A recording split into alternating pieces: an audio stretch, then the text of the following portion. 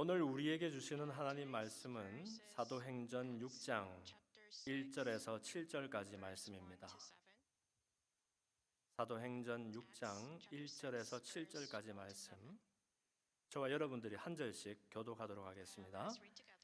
그때에 제자가 더 많아졌는데 헬라파 유대인들이 자기의 과부들이 매일의 구제에 빠짐으로 히브리파 사람을 원망하니 So 12 gathered all the disciples together and said, It would not be right for us to neglect the ministry of the word of God in order to wait until 형제들아, 너희 가운데서 성령과 지혜가 충만하여 칭찬받는 사람 7을 택하라.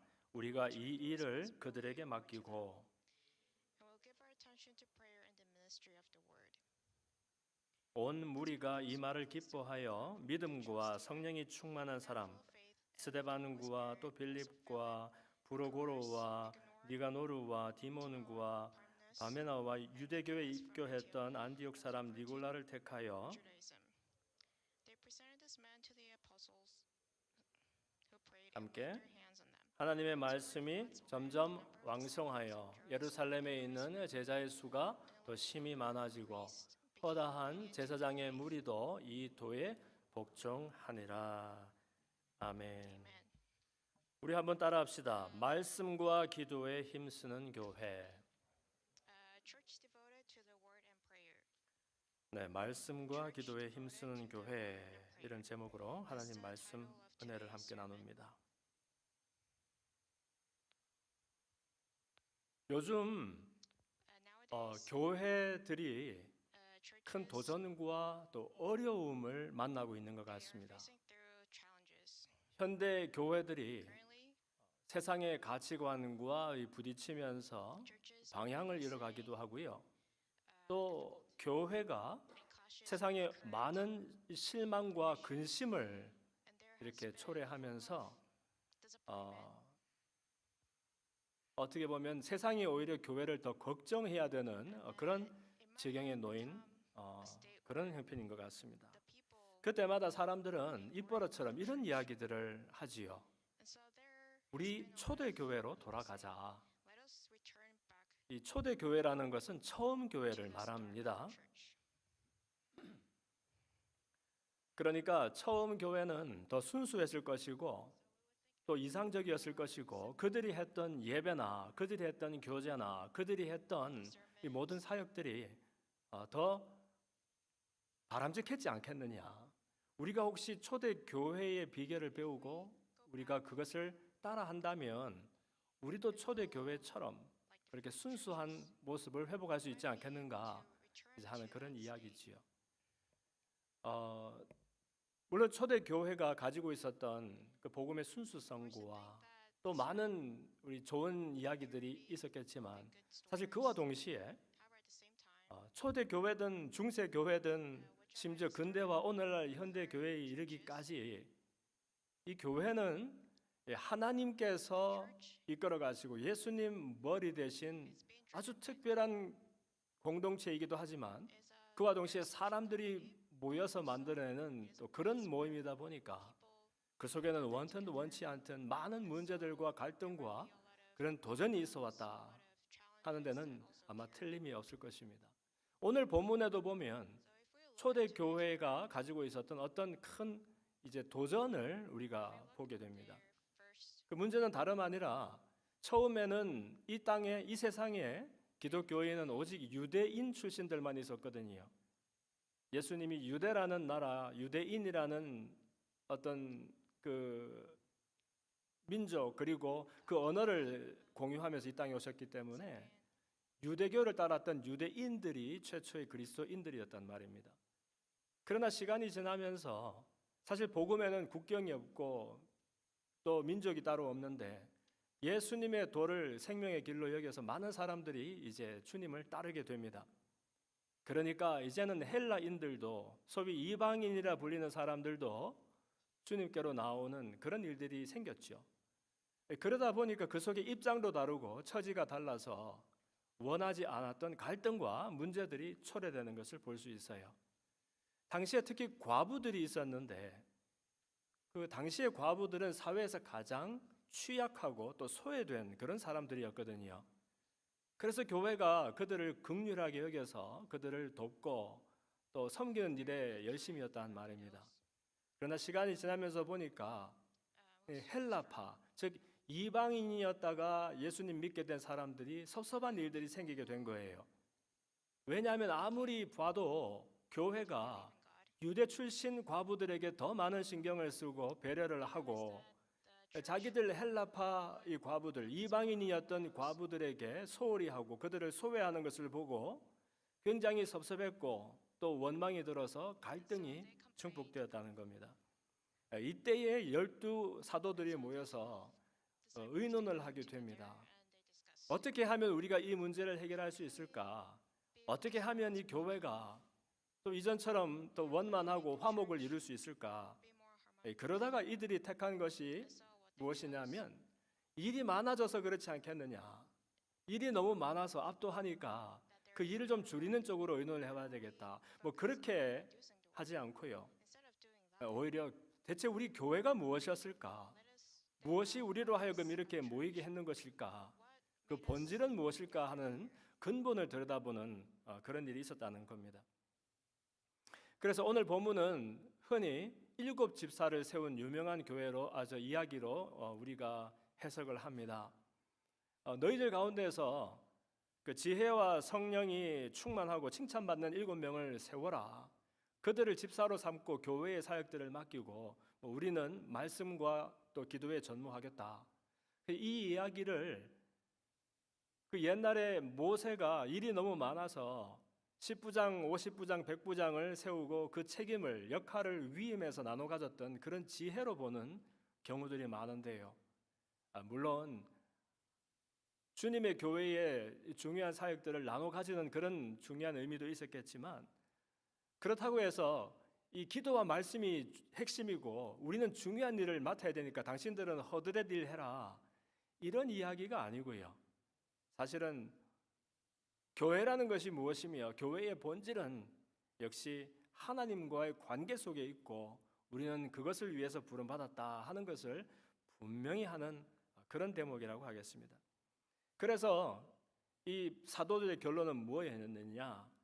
이 일의 가지수를 줄이는 아니면 나눠 가지는 정도의 이야기가 아니고 교회는 결국 말씀과 기도를 위해서 부름받은 공동체이지 않은가? 우리 사도들이 만약에 성도들을 접대하거나 성도들을 또 챙기는 그 귀한 일을 통해서 사실은 가장 귀한 일, 중요한 일, 말씀과 기도하는 일에 소홀하게 된다면 그 책임을 어떻게 면할 수 있겠는가? 그런 결론을 내렸다는 것이지요. 그래서 오늘 우리는 대체 이 말씀과 기도라는 것이 왜 그렇게 중요하며 그리고 우리 개인에게나 공동체에게나 대체 어떤 유익을 주길래 이 사도들이 이렇게 큰 도전 앞에서 그런 결단을 내리게 되었는가 한번 살펴봤으면 좋겠습니다. 첫 번째 우리가 이 말씀과 기도를 다루기 전에 분명히 한번 짚고 넘어가야 될 것은 이 두 가지가 서로 각자 따로가 아니라는 것입니다. 말씀이 있고 기도가 있는 것이 아니라 이 말씀과 기도라는 것은 항상 같이 가는 것이다. 같이 가야 한다 하는 이야기지요. 말씀은 결국 하나님을 알게 하는 지혜고요. 기도는 그 알게 한 하나님께 나가게 하는 힘인데 기도 없이 말씀이 알아질 수가 없고 말씀 없이 하나님과 교제하며 하나님께 나아가는 그 기도가 이루어질 수가 없다는 것을 말하는 거예요. 그래서 늘 우리가 교회 얘기하면 심지어 교회 안 다니는 사람들도 교회 하면 뭐가 떠오르십니까? 물어보면 다 뭐라 그래요? 교회는 하여튼 성경 말씀을 많이 읽는 곳이더라고요. 아니면 교회는 기도를 하는 곳이더라고요. 이렇게 이야기 이제 하기 일쑤라는 것이죠. 여러분 말씀과 기도에는 어떤 유익과 중요성이 있는 걸까요? 첫 번째 한번 따라합시다. 말씀과 기도는 우리를 하나님께 가까이 이끕니다. 말씀과 기도는 하나님께 우리를 가까이 이끌어가는 힘이 됩니다. 여러분 누군가를 우리가 가까이 하기 위해서는 먼저 그 사람을 알아야 하죠. 나 그 사람하고 되게 가까운 사이다 이렇게 말하는데 그 사람을 전혀 몰라요. 그럼 말이 안 되지 않습니까? 하나님과도 마찬가지입니다.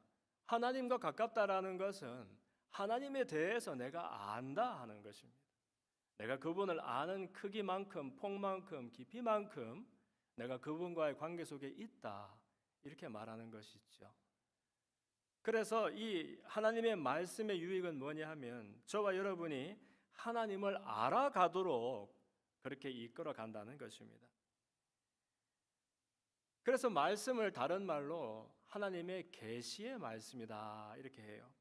히브리서 1장에 보면 옛적의 선지자들로 여러 부분과 여러 모양으로 우리 조상들에게 말씀하신 하나님이 이 모든 날 마지막에 아들로 우리에게 말씀하셨으니 이런 말이 있습니다.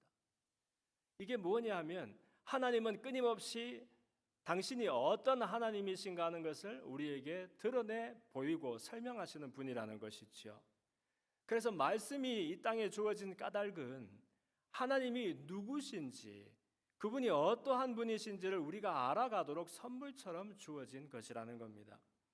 옛날에는 어떤 모양으로 바로 하나님의 사람들을 통해서 선지자와 사사와 또 기름 부음 받았던 왕들을 통해서 하나님은 끊임없이 그의 백성들에게 내가 어떠한 하나님이다 하는 것을 드러내서 보여주셨어요. 그리고 그것이 문자로 활자로 기록된 것이 바로 성경, 오늘날 우리가 눈으로 읽을 수 있는 이 하나님의 말씀 성경이지 않습니까? 그래서 이 말씀을 계시라고 하는 거예요. 이 말씀이 없으면 사실 저와 여러분은 고아처럼 이 땅을 살아가야 됩니다. 하나님 찾지 않는 사람이 아무도 없거든요. 시키지 않아도 어려운 일 만나고 아주 내 마음이 괴롭게 되었을 때 누구든지 하나님 찾는다는 말입니다. 그런데 찾을 때마다 마치 그냥 우주 공간을 그냥 흐릿하게 지나가는 어떤 그런 분으로 막연한 분으로 생각하면서 내 얼마 되지 않는 상상력을 발휘해서 그분을 불러야 한다면 이거 고아보다 더 불행한 이야기가 되지 않겠습니까? 그래서 하나님을 찾지도 못하고 찾아본들 만날 수도 없게 된 우리가 하나님을 더 또렷이 알아갈 수 있도록 하나님은 끊임없이 그분을 우리에게 드러내서 보이고 설명하신다는 것이죠. 그것이 과거에 구약 성경이 기록되었던 것처럼 하나님의 사람들을 통해서 우리에게 말씀하셨다는 거예요. 그런데 그 설명도 그 계시도 우리에게 충분하지 않고 충분히 또렷하지가 않죠. 그래서 사실 계시의 끝판왕이 누구십니까? 예수님이시잖아요. 예수님은 본체나가 근본이 하나님이신 분. 그러나 사람 위에서 죽으려고 해도 사람의 몸이 없고 사람에게 드러내 보이려고 그래도 보이는 형체가 없으신 하나님께서 사람의 몸을 입고 이 땅에 오셔서 또렷하게 우리에게 보여주신 분. 그래서 예수님을 말씀이라고 하는 겁니다. 요한복음 1장에도 보면 태초에 말씀이 계셨다라고 해요. 그 말씀이 하나님이시고 하나님과 함께 있었고, 그렇죠? 그 예수님이 바로 그 보이는 말씀으로 우리에게 오셔서 하나님이 누구신지를 드러내 보이셨으니까 이 말씀이야말로 우리가 하나님을 알아갈 수 있는 유일한 또렷한 방법이다 이렇게 말하는 거겠어요. 하나님은 침묵하시는 분이 아니라 말씀하시는 분이시지요. 그래서 옛적에는 선지자 통해서 마지막에는 우리 주님 예수님을 통해서 자신을 드러내 보이셨던 친절한 분이십니다. 그러니 이 하나님의 말씀 성경은 하나님이 누구신지를 우리가 알아갈 수 있는 선물처럼 주어졌다 하겠습니다. 그러면 아까 뭐라 그랬죠? 내가 누구를 가까운 사람이다 하려면 그 사람을 먼저 알아야 된다 그랬고요. 근데 여러분 아는 걸로 되나요? 제가 어릴 때 위인전을 엄청 좋아해서 많이 읽었어요, 여러분. 지금도 집에 있던 위인전의 순서를 다 외웁니다. 그 사람 이름을 쭉 그냥 노래처럼 부를 수 있어요. 근데 제가 그 사람들 그야말로 일생을 몇 번씩 이렇게 읽었다고 해서 잘 알게 되었다고 해서 그 사람과 저하고 관계가 맺어진 것은 아니죠. 여러분들도 이 나라 대통령 잘 알고 계시죠? 그렇다고 그분하고 여러분하고 무슨 관계가 밀접한 관계가 있는 것은 아니잖아요.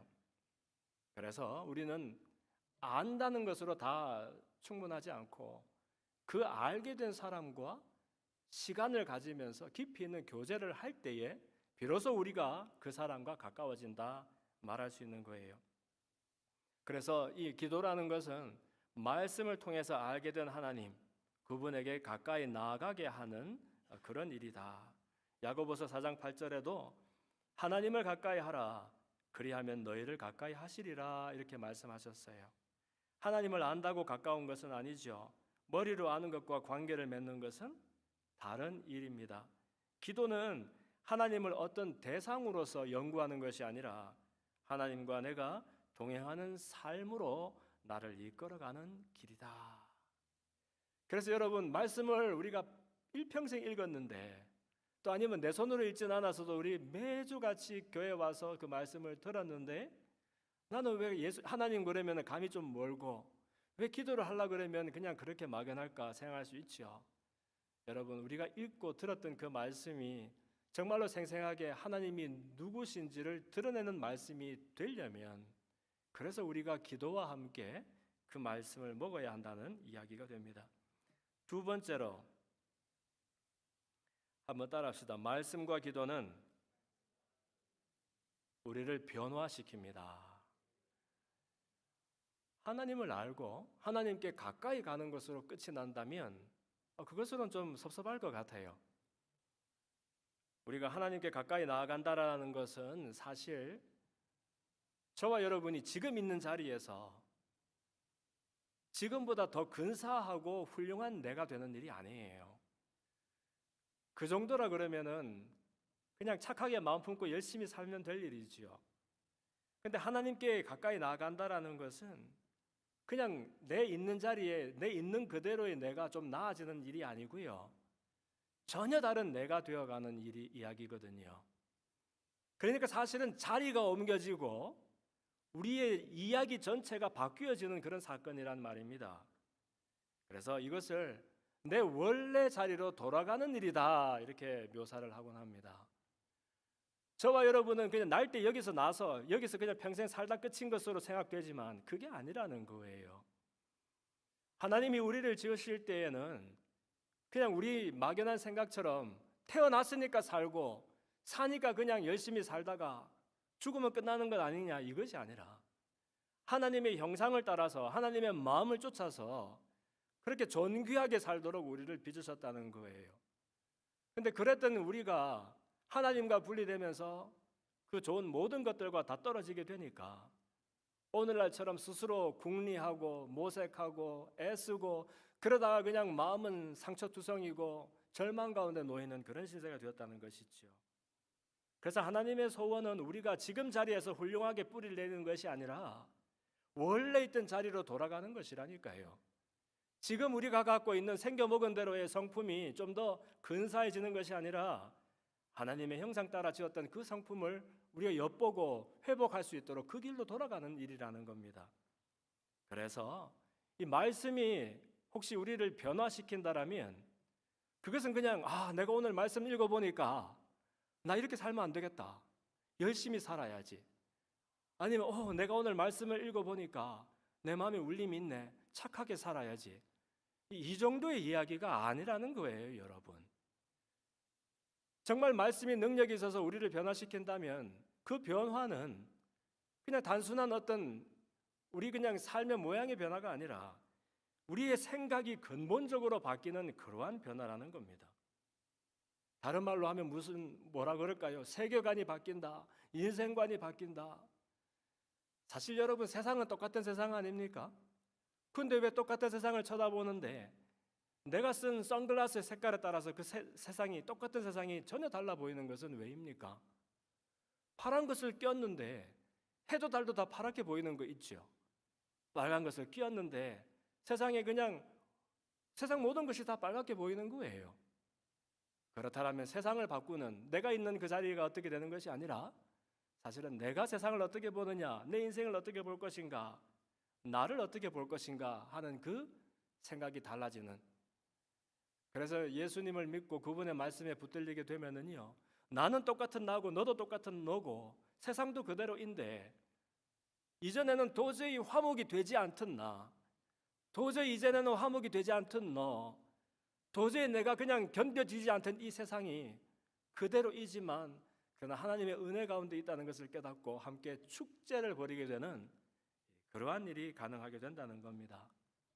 그래서 로마서 12장 2절 말씀에 보면은 너희는 이 세대를 본받지 말고 오직 마음을 새롭게 함으로 변화를 받아. 그 다음 뭐라 그랬죠?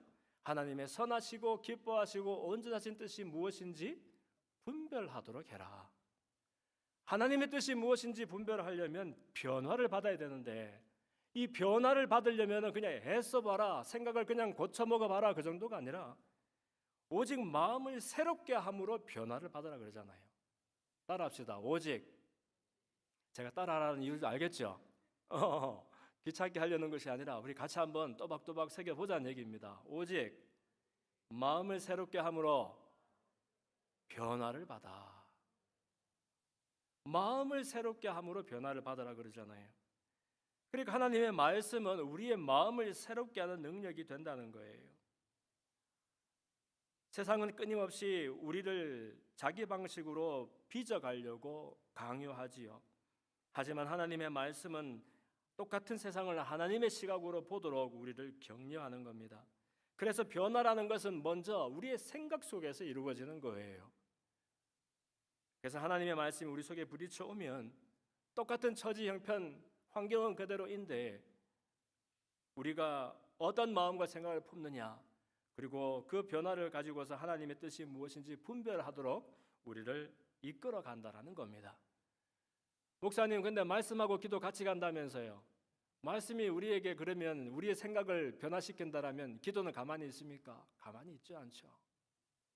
기도는 그렇게 우리에게 품어진 새로운 마음을, 새로운 생각을 우리 속에 닻을 내리고 지킬 수 있도록 이렇게 우리를 돕는 강력한 힘이 되는 거예요. 빌립보서 4장에도 보면은 아무것도 염려하지 말고 오직 모든 일에 기도와 간구로 너희 구할 것을 감사함으로 하나님께 아뢰라. 그리하면 모든 지각에 뛰어난 하나님의 평강이 그리스도 예수 안에서 뭐를 지킨다 그랬죠?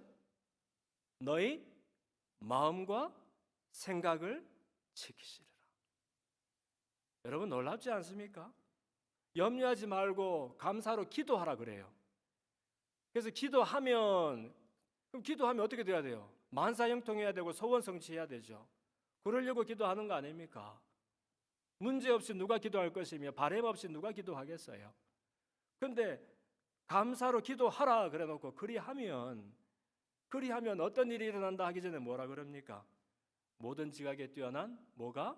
하나님의 평강이 그리스도 예수 안에서 무엇을? 너희 마음과 생각을 지키실 것이다.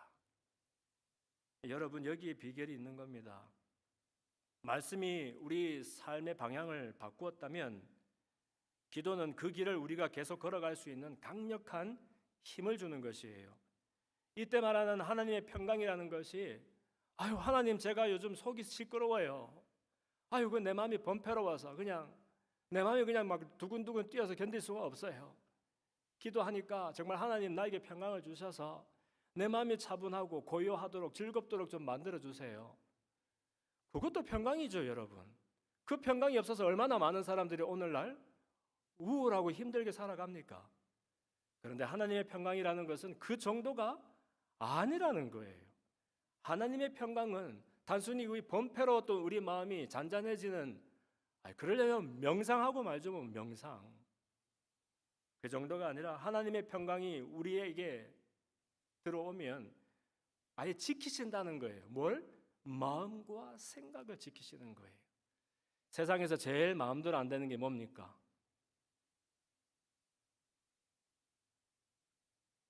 남궁성. 세상에서 남궁성이 마음에 제일 마음대로 안 되는 게 뭐예요?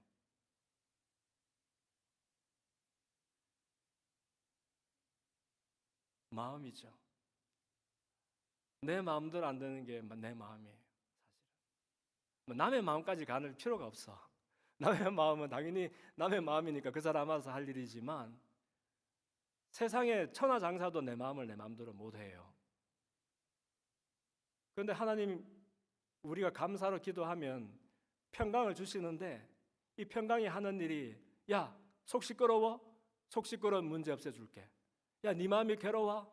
괴로운 어떤 이유를 없애줄게. 이렇게 하지 않고, 그래? 내 평강을 받아라. 세상이 흉내를 낼 수도 없고 줄 수도 없다 그러잖아요.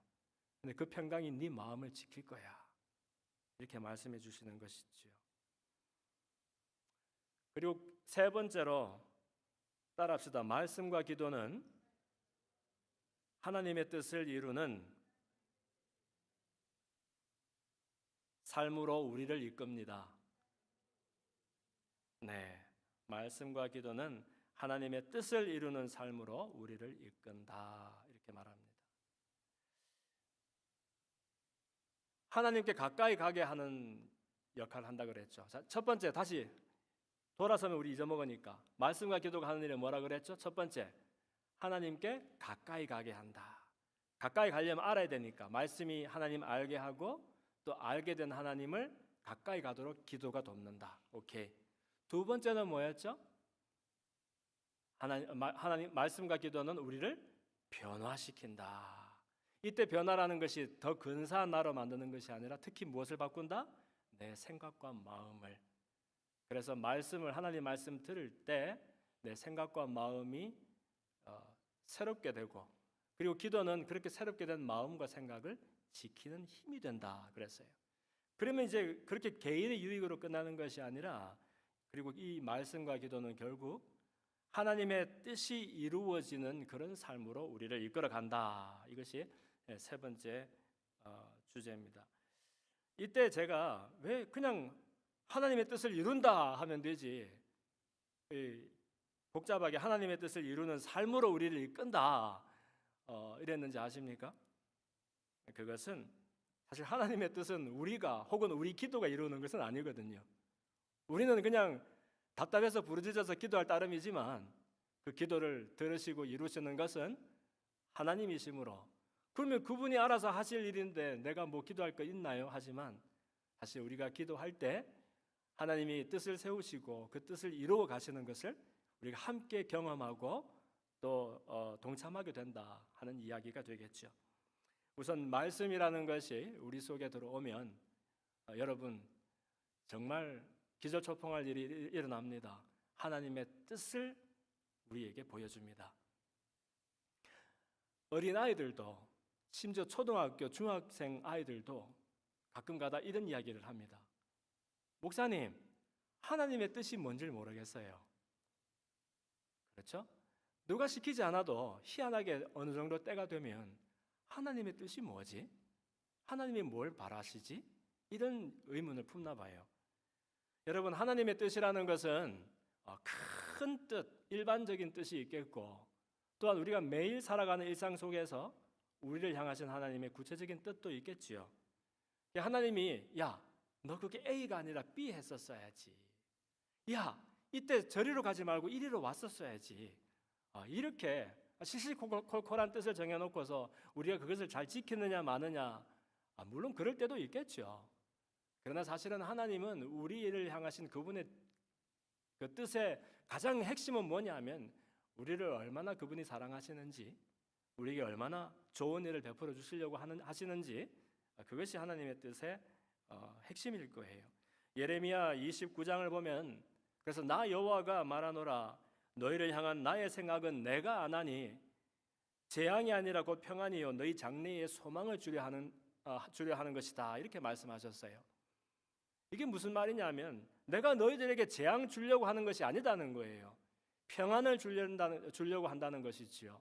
내가 너희들에게 고생시키고 한번 맛 좀 봐라 이렇게 하는 것이 아니라, 너희가 어떤 자리에 무슨 일을 하든지 너희 장래에 소망이 있게 하기 위해서 내가 뜻을 두고 너를 이끌어 간다라는 것을 말하시는 거예요. 그러므로 하나님은 우리를 향한 선한 계획을 가지고 계신다. 여러분, 이 부분에 있어서 흔들릴 필요가 없습니다. 가끔은 하나님, 좋으신 하나님 노래는 불렀는데 안 좋으신 거 아닌가? 아니면 하나님 나를 위해서 뭐라 그러더라? 주무시지도 않고 졸지도 않고 뭐 그러더니 오늘은 앞만 봐도 주무시는 것 같아. 내가 기도 드린 게 2박 3일도 아니고 도무지 내 기도에 관심도 없으실 뿐만 아니라 내가 경험하는 이 터무니없는 어처구니 없는 일들, 이분은 다 눈 감으시는 것 같아. 여러분, 이러한 의구심은 하나님 성품을 몰라서 그러는 거예요. 우리는 사실은 그분을 가끔 잊어먹는 게 아니라 우리는 그분을 가끔 생각하죠. 그러나 우리 하나님은 저와 여러분을 생각하실 때 잠시도 눈을 떼지 않고서 마치 온 세상에 그분과 나 한 사람밖에 없는 것처럼 나에게 주목하면서 나를 향해서 놀라운 뜻과 계획을 품고 계시는데, 우리가 그것을 모르기 때문에 때로는 의구심을 가지고 하나님 안 계신 것 아니야? 하나님 나한테 관심 없으신 것 아니야? 이렇게 섭섭한 마음을 품는다는 것입니다. 여러분, 우리가 어떤 처지 상황에 있어도 하나님이 우리에게 소망 주려고 하시는 그 의도와 계획에는 변함이 없으십니다. 이걸 우리가 잊어먹기 때문에, 이것을 우리가 의심하기 때문에 조그만 문제를 만나면 그렇게 낙담하고 하나님을 원망하게 되는 것이죠. 그럼 하나님이 큰 뜻밖에 없습니까? 그렇지 않습니다. 하나님은 그리고 우리 일상 속에서도 가장 구체적인 그 자리에서도 여전히 우리에게 뜻을 두고 소원을 두고 행하시는 분이세요. 빌립보서 2장을 보면 너희 안에서 행하시는 이는 하나님이시니 자기의 기쁘신 뜻을 위하여 너희로 소원을 두고 행하게 하신다라는 말씀이 있습니다. 이게 무슨 말인지 아십니까, 여러분? 우리 안에 우리의 삶을 축복하며 이끌어 가시는 분이 계시는데 그게 하나님이시라는 겁니다. 그리고 그분은 우리를 향해서 이 녀석 봐봐, 한번 잘하는지 못하는지 보자, 이런 것이 아니라 저와 여러분을 향해서 선하고 아름다운 뜻과 계획을 품고 계시는 분이라는 거예요. 그래서 본문에서 하나님이 자기의 기쁘신 뜻을 위하여 이런 말이 있잖아요. 우리 안에서 우리를 향하여 기쁘신 뜻을 품고 계신다는 것이죠. 그런데 그러면은 여러분은 나는 로봇인가?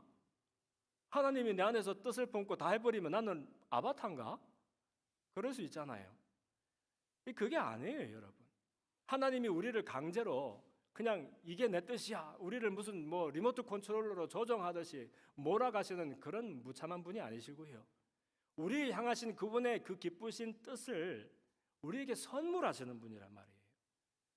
그래서 하나님을 경험하고 하나님과의 교제 가운데로 나가게 되면 그분의 우리를 향하신 그 기쁘신 뜻이 우리에게 전이가 되는 거예요. 알아가게 되는 거예요. 발견하게 되는 거예요. 그래서 그분의 기쁘신 뜻이 우리에게 뭐가 된다? 소원이 된다고요, 여러분. 소원. 세상에 소원 없이 저절로 이루어지는 일은 별로 없어요. 소원도 안 품었는데 좋은 일이 생기면 그거 가지고 그렇게 좋아할 사람도 별로 없어요. 그렇죠? 내가 정말 소원하고 바라는 일이 있었는데 그 일이 이루어졌을 때 얼마나 기쁩니까? 그래서 사람을 살리고 사람에게 능력 있게 우리를 몰아가는 어떤 힘이 있다면 다 소원이란 말이에요. 여러분들도 왜 그 힘든 공부 지금까지 꾸역꾸역 하고 있으며 왜 그 어려운 연구들, 연구원들 나는 그 시원한 랩에서 맨날 과자나 먹고 그렇게 노는 줄 알았지. 세상에 정말 돈을 억만금을 줘도 못할 게 연구원들 일이고 여러분들 하는 일들이더라고 보니까. 그냥 내가 지금 나는 어디 나는 누구 이러면서 그냥 자기를 갈아 넣어야 되는 일들 하고 있는 거 아니에요? 근데 누가 시켰어요? 아니면 누가 그거 안 하면 안 된다고 막 채찍을 휘둘렀어요? 어렵지만 고생스럽지만 그래서 여러분 마음속에 소원이 생겨가지고서 그 일을 향해서 달려나온 거 아니에요? 만약에 그 소원을 지워버리면 여러분들 무너지고 주저앉고 마는 거예요. 그래서 소원이라는 것이 사람이 밥 힘으로 살고 돈 힘으로 사는 것 같지만 다 내 속에 소원과 열정이 있을 때 비로소 무언가 일어나는 것이거든요.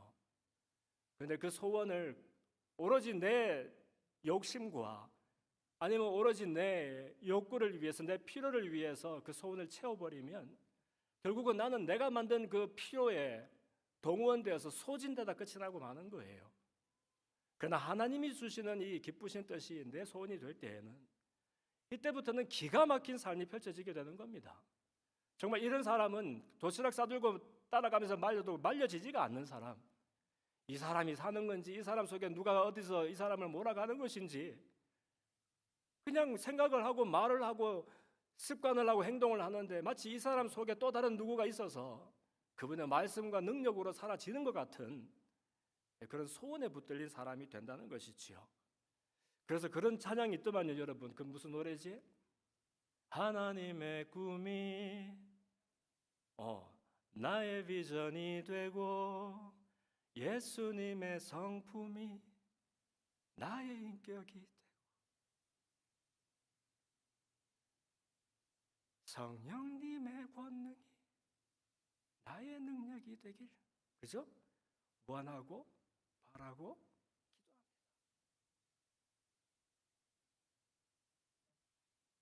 이 그거 아닙니까?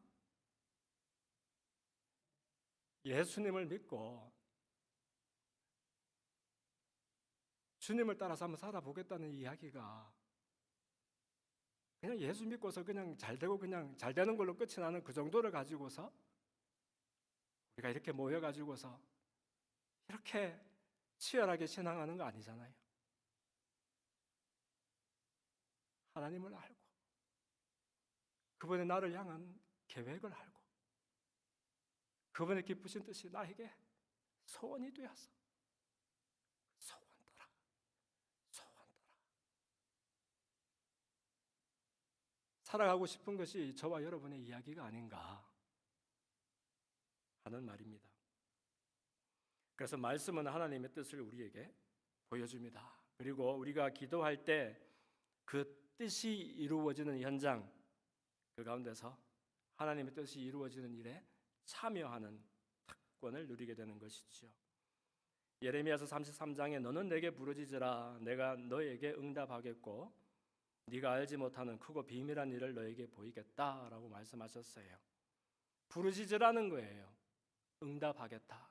우리의 역할은 부르짖는 것이고 우리가 부르짖는 그 기도 때문에 우리 때문에 일이 이루어지는 것이 아니라 사실 이루어지는 것은 하나님이십니다.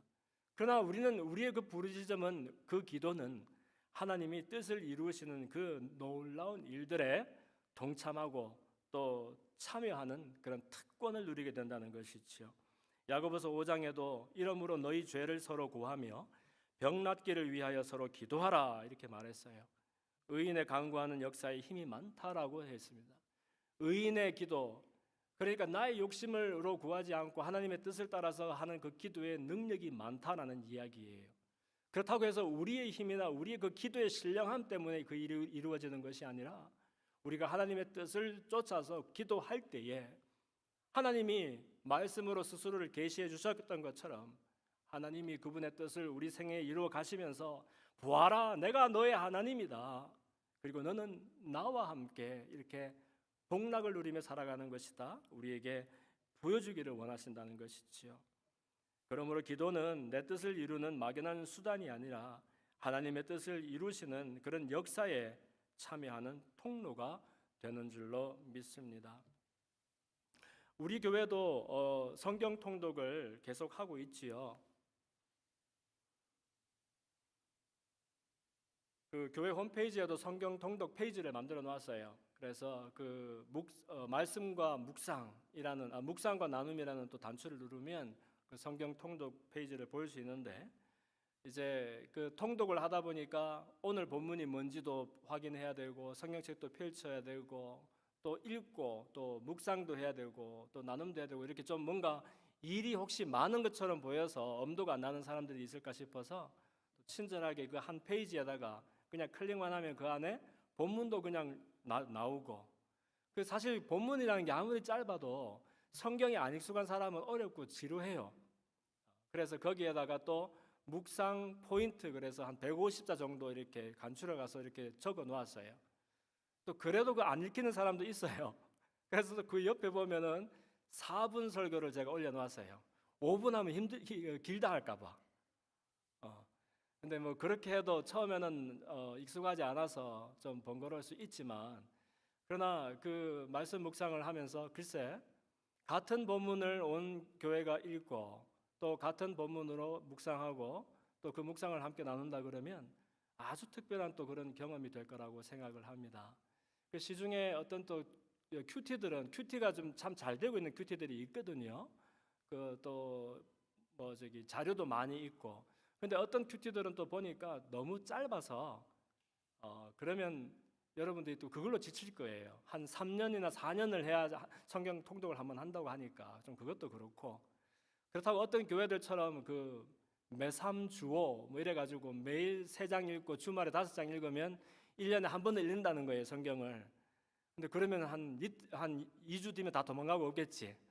그래서 우리 성경 통독이 딱 한 성경 한 장 정도, 장이 길면 한 20-30절 정도 이렇게 나누어서 읽는 걸로 해놓았는데, 여러분들 한번 이런 말씀과 기도의 유익을 생각하면서 성경 통독에도 동참하면 참 좋을 거라는 생각을 합니다. 혹시 이거 하게 될 때 목사님 왜 나는 성경을 읽었는데 이렇게 돌아서면 모르겠고 또 그 읽은 것이 왜 이렇게 감이 멀지요 할 수가 있어요. 그럴 때 여러분, 말씀에 문제가 있는 것은 아니고요, 이게 하나 빠졌을 수도 있습니다. 아무리 짧든지 아무리 길든지 어떤 말씀을 우리 읽고 묵상할 때 반드시 마지막에는 다만 한 절이라도 우리 삶의 구체적인 일상에 부딪혀보는 연습이 있어야 합니다. 무슨 말이냐 하면, 오늘 반장을 읽었어요. 그럼 반장을 읽고서 우리의 관심은 이게 무슨 말인지를 아는 데 있어요. 첫 번째, 배경을 모르거나 이야기 줄거리를 모를 때는 그 이야기를 아는 데에 우리의 어떤 관심이 있습니다. 그래, 이야기가 알아지면 이런 이야기구나, 무슨 말인지 교훈도 알겠다. 그러고서 책을 탁 덮으면 그러면 이제 위인전을 읽거나 자기 개발서를 읽고 끝이 나는 것 같은 그런 일이 되는 거예요. 근데 말씀 묵상이라는 것은 어떻게 하느냐 하면, 다만 한 절도 괜찮으니까 그날 정말 꼼꼼히 읽었던 그 말씀을 내 온몸에다가 이렇게 던져보는 거예요.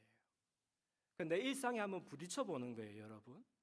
부딪히면 이 빛이 프리즘을 통해서 들어갈 때는 한 줄이었는데 나올 때는 그냥 오색 찬란한 그 스펙트럼이 되는 것처럼, 세상에 말씀은 분명히 이 말씀밖에 없었는데, 이 줄거리, 이 배경에 이 이야기밖에 없었는데, 근데 이 말씀을 딱 부딪히니까 세상에 내가 하는 일, 내가 만나는 사람, 또 내가 품고 있는 생각과 마음들이 다 부딪혀질 수 있어요. 그러면서 그 부딪혀진 이야기를 정직하게 다만 한 줄, 한 문장도 괜찮으니까 한번 녹여보는 거예요. 오늘 다윗은 보니까 평생 자기를 괴롭혔던 원수의 죽음 앞에 시원해하지 않고 이렇게 진심으로 통곡을 하면서 울었다고 하는데, 대체 이 마음의 정체가 뭐야? 대체 어떻게 사람이 이런 마음을 품을 수가 있지? 아니면 나는 내가 원수 삼은 사람, 아니 나를 원수라고 말하는 그 사람 앞에서 나는 어떻게 살 수 있을까? 이렇게 살 수 있을까? 때로는 해답 없이 그냥 질문으로 끝나더라도 그 한 절 말씀을 이렇게 우리가 부딪혔던 그 적용 이야기가 여러분의 삶을 살리고 하나님의 마음을 엿보는 그런 좋은 기회가 될 것입니다. 이것이 여러분 묵상 생활하는데 승리하는 어떤 비결이에요. 자, 오늘 말씀의 결론을 맺습니다. 그 과부들을 대우하는 데 있어서 갈등과 문제를 만났을 때 사도들은 왜 이 일을 다루지 아니하고 먼저 기도와 말씀을 붙들었을까요? 진정한 교회가 되어가는 것은 프로그램에서 나오지 않는다는 것을 알았기 때문입니다. 하나님을 아는 교회, 하나님 닮아가는 교회, 하나님의 뜻에 참여하는 교회, 그 중심에는 언제나 말씀과 기도가 있다는 것을 우리 기억하기를 바랍니다. 같은 말씀을 묵상하고 같은 하나님을 바라보며 같은 말씀 앞에서 기도하면서 우리 함께 하나님의 뜻을 이루어 나가는 그런 아름다운 공동체가 되었으면 좋겠습니다. 주님 이름으로 축원합니다. 우리 말씀을 생각하면서 함께 기도합시다. 기도할 때 하나님, 내가 하나님 더 알아가기를 원합니다. 하나님, 나를 내 생각과 마음을 변화시키며 하나님 마음에 닻을 내리게 하옵소서. 그리고 하나님의 뜻이 나의 삶을 통해 이루어지는 것을 내가 함께 보며 경험하기를 원합니다. 이렇게 말씀과 기도의 삶을 소원하면서 함께 기도하겠습니다.